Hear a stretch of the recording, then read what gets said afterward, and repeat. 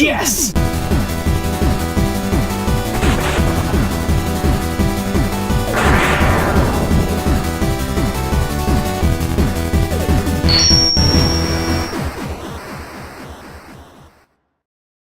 Dynasty Warriors! Welcome to a brand new episode of The Completionist. About 2 weeks ago, Nintendo sent us a brand new copy of their game, Hyrule Warriors. Now let me start off that once again, we were not paid to review this game. And as a hint, if we were paid, in order to comply with FTC regulations, we will need to put a disclaimer in the video or in the description below. So, with that said, let's take a real big, honest look at a non-Nintendo Zelda game. That sounds so weird to say a non-Nintendo Zelda game. It's like an oxymoron. You're a moron. Thanks.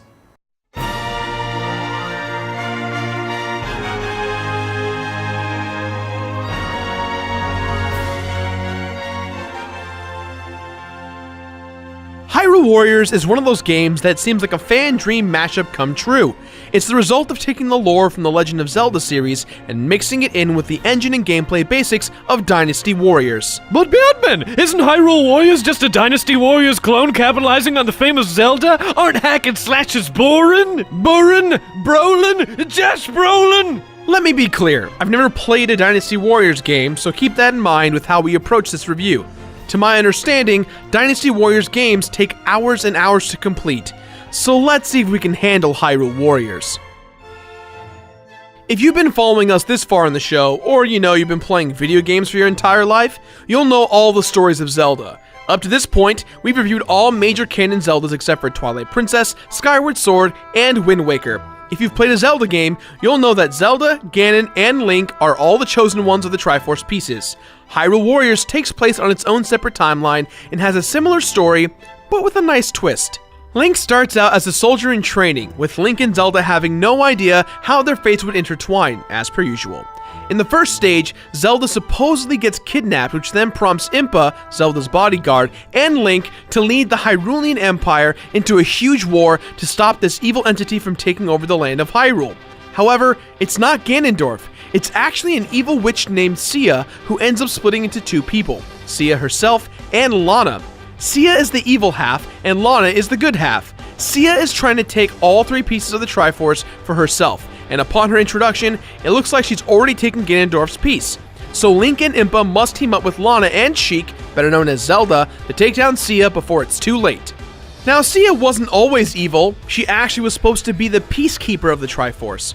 In fact, she has some form of feelings for Link, and that becomes way more evident later towards the end of the game. Through Ganondorf's corruption, Sia is filled with evil and sends her lackeys Volga and Wizro to do her bidding. Now, it's no surprise that Sia actually succeeds in— Whoa, hey! No spoilers about the story, even though we're in story. I'm not spoiling the story, Greg. This happens in the second or third stage, and all the promotional material for the game talks about this pretty candidly. Alright, go on then. But I'm watching you, even though this is recorded in voiceover. Early in the game, Sia ends up stealing Zelda and Link's piece of the Triforce and opens up the Gate of Souls. This involves a portal opening between the various Zelda timelines, which explains how we have our crossover between all the Zelda lore. Ocarina of Time, Twilight Princess, and Skyward Sword timelines start to be affected by the actions of Sia, which now has all the good characters team up. However, all the evil characters do the same as well. Playing for the first time, I was blown away by some of the graphics and presentation that was put into the game. If there's one thing visually I can say about Hyrule Warriors, is that it's very vibrant. All the colors pop, and the terrains look very polished. I admit, Twilight Princess did not make an impression on me, but after playing a few of the Twilight levels, it makes me want to fire it back up again. There are a few glaring problems with this game.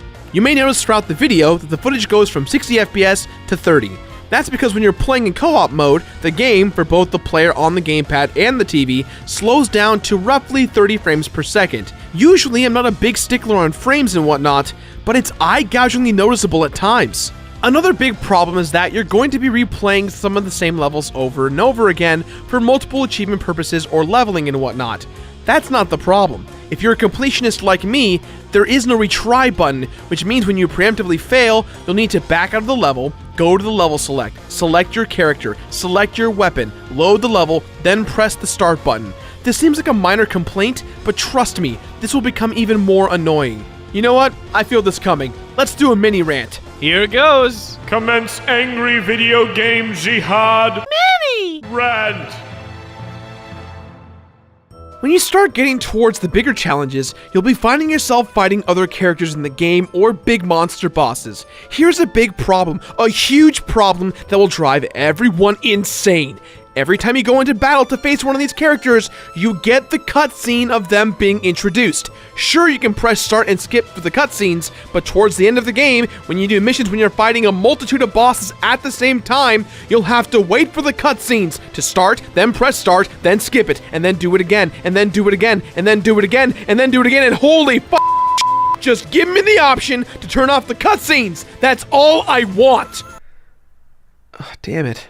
Now, the character models and the cutscenes hands down look the most beautiful in this game. However, when it comes to the bigger structures, that detail fades away. Every time I play the Skyloft stage, it rubs me the wrong way when I see the goddess's temple. The Wii U is supposed to be the next gen for Nintendo, and I feel like I'm playing a PS2 game. And the same goes for the enemy models. The Gorons and the Skellybins look like they were straight out ripped from Ocarina of Time, and not the 3DS remake, the N64 version. And let's cool the jets. Time to be nice again. You're right, Greg. Let's move on to something a bit more positive. All the battle animations look awesome as hell. Many people disagree, but for whatever reason, I never got bored in my playthrough of this game. I still had a lot of fun. One aspect of the game that was overlooked by most reviewers was the music. It's awesome. Every time you play a stage, you get so amped for battle. And almost every single song has a reference to other Zelda games, even ones not mentioned at all in the game. Overall, this entire game feels like a tribute to such a wonderful franchise, and the music makes it that much more special. Oh boy, we've got a lot to cover in the gameplay department, so I'll try to be concise but thorough. The combat mechanics are very simple. You have a strong attack, a regular attack, a dash/dodge, and a Triforce special move.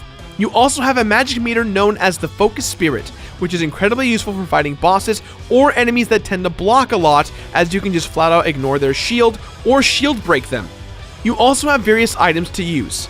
I really love the fact that you get unlimited items aside from potions. You can tend to be trigger happy with a lot of them, such as tossing bombs or using the hook shot.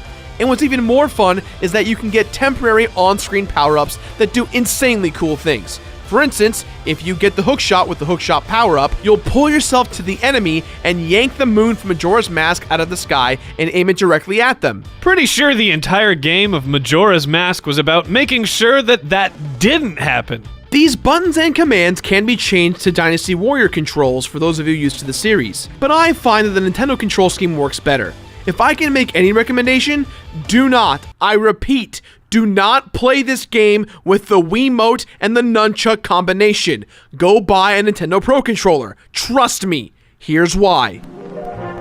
How to play Hyrule Warriors with a Pro Controller versus the Nintendo Wiimote and Nunchuck. The combo system. Comboing is incredibly easy and fun. B followed by Y is one combo, BBY is another, BBBY is another, so on and so forth. With the Pro Controller, pressing B is simple and fun for the whole family. Playing with the Wiimote, you cannot customize your buttons very well, which forces you to shake the Wiimote as your B button and pressing the B button on the bottom of the Wiimote as your Y button. This is just flat out awful and tiring. Please take this into consideration, and thank you for watching How to Play Hyrule Warriors with a Pro Controller versus the Nintendo Wii Remote and Nunchuck. Good day. What the hell is a Nunchuck? When you're on the battlefield, your goal is simple. As much fun as it is to kill all the enemies you see, that's not something I'd recommend right away. The map is your best friend. It will indicate to you all your objectives, both main and secondary. The important goal is to gain the higher ground for you and your army, which involves you running into the room that is controlled by the opposite team, clearing the room out till the life bar of the room has dropped down to 0, and fighting the captain boss of that room. Doing so will then turn the keep into your keep for you and your army. Our goal is to conquer as much as we can while winning battles and neutralizing threats to keep your keeps. But the tide of battle changes a lot. It is a fine balance between the main battle and secondary activities. Morale rising, morale dropping, cuckoos running wild, it gets pretty intense, and the game has 3 difficulties: easy, normal, and hard. but in the end, all 3 modes seem very easy once you get the hang of it. Like in Ocarina of Time and Majora's Mask, Skulltulas are collectibles you can get in the game, but getting them can be frustrating. Upon your first playthrough, every stage has a Skulltula to collect simply by getting 1,000 kills. You need to be quick as they will flee from battle if not killed fast enough. Killing them will grant you one piece of a puzzle, and the more you collect, eventually a picture will form. The main campaign is roughly 18 levels long, so that's 18 Skulltulas right there. When you beat the game, you then have to play all the levels again and complete a certain battle objective to get other Skulltulas. Playing as certain characters, playing with certain weapons, fighting certain monsters, or triggering other events before they happen. It becomes even more challenging because the game makes all of them a mystery by leaving out nouns, so you really need to know what battle you are entering and piece it together to find all the hidden Skulltulas. Gerard, you didn't address the remaining Skulltulas? I'm getting to it, Greg, don't you worry. All right, spoiler, man! The cast of characters in this game is really quite something to enjoy. I found that in all of my hours shared amongst friends playing the game, Link and Ganondorf are the most powerful and fun to play, although I do have a really soft spot for Ruto and Fi. Gerard, come on, spoilers! Again, they did advertise all of this stuff in the Nintendo Direct and their press release artwork. Nothing's being spoiled here, Greg. Anywho, the best part about all the characters is that they all handle incredibly different than one another. No clones. Each one offers a unique experience, and while 2/3 of them you can unlock from the main campaign, you will not be disappointed with what you've got. I do wish that the secret characters that you did unlock were really good. Agatha is horrible. She's so bad, she's a waste of space and very hard to use. But hey, at least the weapons for everyone else are pretty great. And what's really cool is that a lot of these characters have secondary weapons. For instance, Link gets a sword and shield. He gets the Master Sword, gauntlets which feature a ball and chain, the Fire Rod which is seriously one of the best weapons in the game, and the Great Fairy. Yes, it's a weapon in the game. You get to play as the huge, slow, but beautiful and deadly Great Fairy. Not all the characters get other weapon choices, but the ones that do provide an entirely different experience. You'll unlock all the secondary ones in Adventure Mode. We'll talk about that one in just a little bit. Now here's the thing about Dynasty Warrior games. They're designed to be repetitive. They're designed to be played over and over again until you've unlocked everything. And you know what? I've had a blast playing it.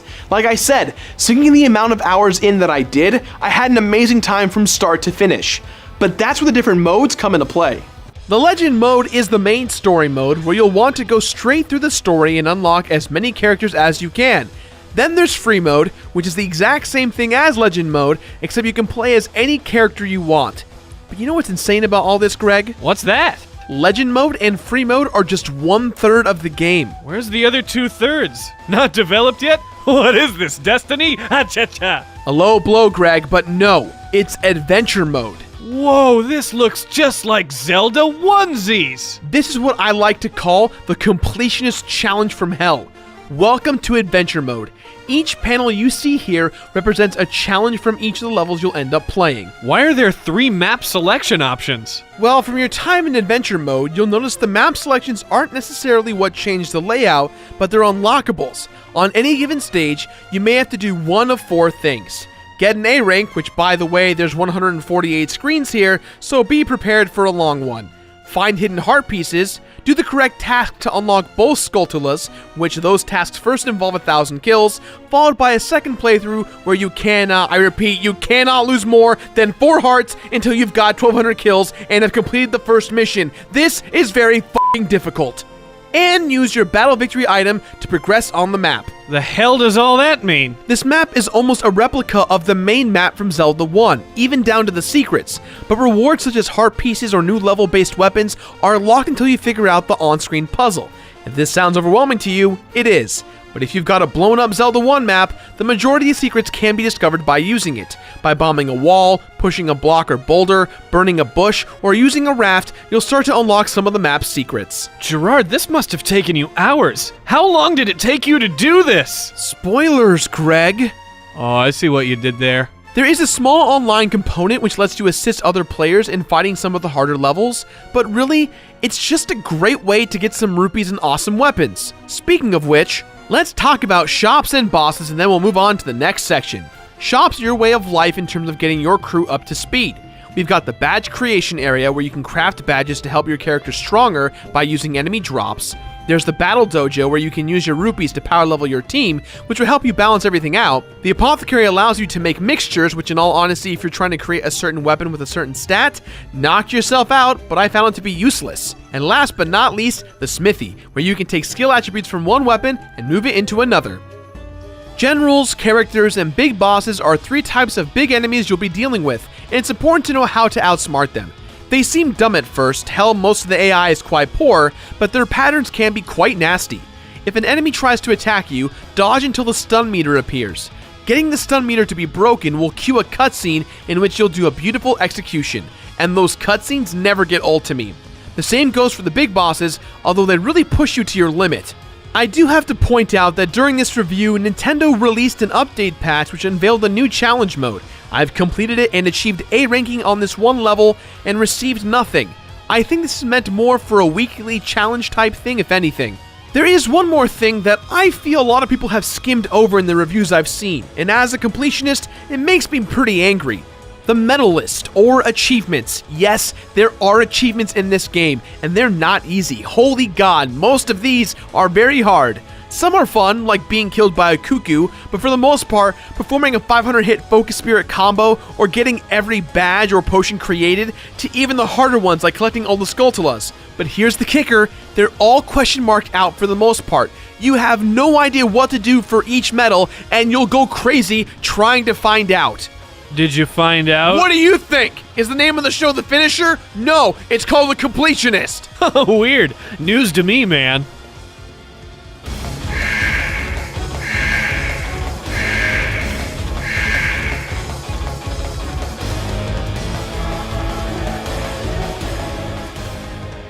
So after doing all that crap, Gerard, at least in Legend mode, what happens to the story of Sia and her evil conquest for the Triforce? Well, Link, with the power of his friends, needs to obtain the Master Sword, which he does. By obtaining the Master Sword, he's able to stop Sia's manipulative plan of ruling the world, and all goes well. But what's great about these moments is that right here, the evil side of the campaign starts, and we start to play as Ganondorf, who is resurrected and tries to reclaim his power. This, while disappointingly short, is awesome, as you feel like the Demon King himself. After a while, we go back to the hero side, battling along with Link and the gang, but really, have you played a Zelda game before? What? The good guys win! Spoilers.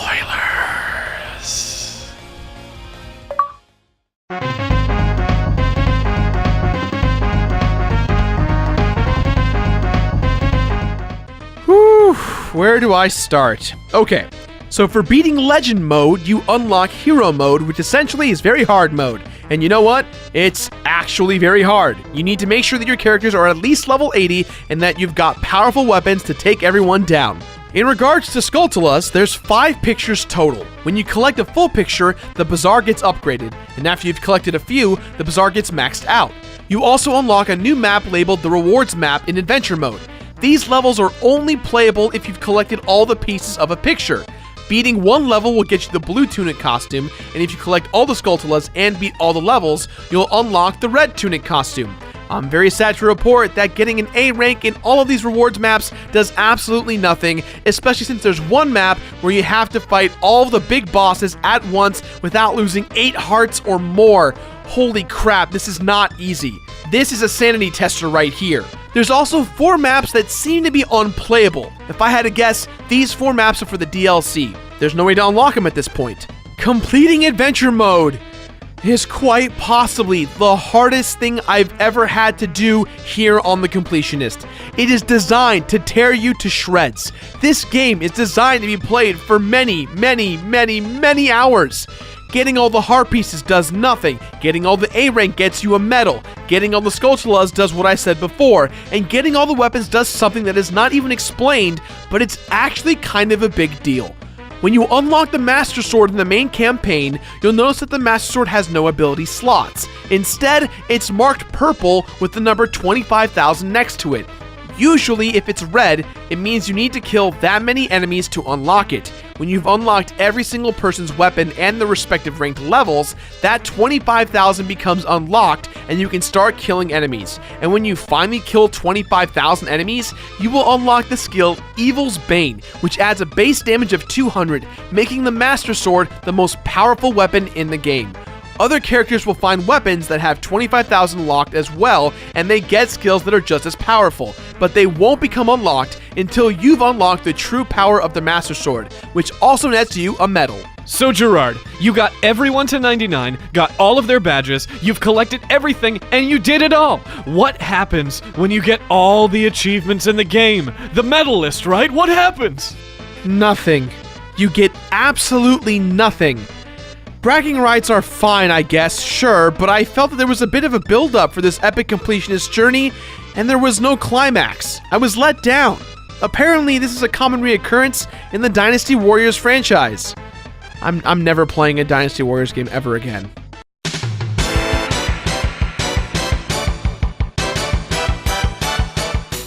Now, I was given this game 2 weeks ago from today, and I have to admit, I was not planning on completing it at all. But the challenge alone intrigued me, and looking back at it all after finally completing it, I probably wouldn't do it, as I've been playing this game non-stop. According to my Wii U game log, by the time I 100% completed Hyrule Warriors, this is how long I had played. Oh my god! Mind you, I did this in 2 weeks. I do not recommend this ever to do this to your body. Do not try this at home, kids. At the end of the day, Hyrule Warriors did one thing for me the entire time. I was very entertained. Is the game perfect? God, no. There's a lot wrong with it, but the important thing is, I think it's worth that $60. They put a ton of content in there, and there's a lot more with DLC coming in the next few months. I think it's safe to say that, despite the big hiccups they had, Hyrule Warriors is one of my favorite experiences on the Wii U. That is, until Smash Bros. I mean, that's gonna be everyone's. Is Hyrule Warriors worth completing? No. Is it worth playing all the insane hours that I did? No.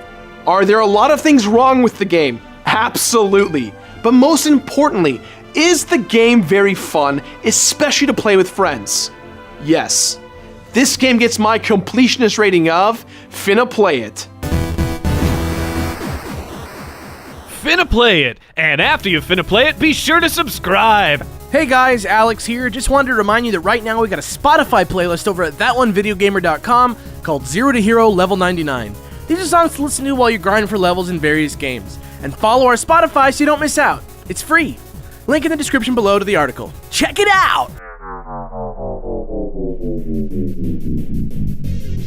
Whoa, cut the crap, completionist. Well, if it isn't the internet, you guys personified, who's usually here to accuse me of defending a bad game. What are you doing here? You're not due for internet court for a long while. Oh, I'm not here for internet court. I'm not here to accuse any game of sucking. I'm here to accuse you of sucking. It's been 3 years. What? 3 years! Your 3rd-year anniversary is right now, buddy. 3 years to the completionist, and you still yet to do one game. One game that you just keep running away from. One game where if I have it, is gonna end your life. Look, we just did Hyrule Warriors, a game that's 200 plus hours. What more do you want from me? Oh, it's 200 plus hours of Hyrule Warriors. I don't care. I don't care about that plot crap. Don't give me that. You know what I want. You, me, Skyrim, next week. And if you don't like it, well then I'm just gonna take this beard and rip it off your face like it's a piece of Velcro. Let's do this. Oh, bring it.